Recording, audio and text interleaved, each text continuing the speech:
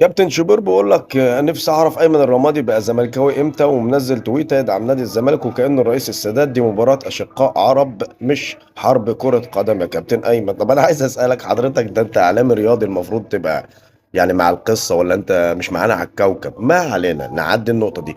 استضاف اللي هو اشرف نصار وعايز يعمل اي فتنة كعادة الكابتن شوبير، فبقول له سعادة اللي هو انت شايف تدخل كابتن ايمن رمادي دعمه لنادي الزمالك ده عادي؟ قال له كلنا بندعم نادي الزمالك، ده فريق مصري وبيلعب باسم مصر وكلنا بندعمه. فكان رد هنا قذف جبهة. الواد شوبير ده مش عارف، هو البرنامج ده مثلا معمول يعني ضد الزمالك؟ ما احنا فهمنا يا كابتن شوبير، بس وجهة نظرك يا حضرتك، احنا كل يومين نطلع نرد على حضرتك. طب احنا مش معانا غيرك انت في الابليكيشن ده، ولا عايز مننا ايه؟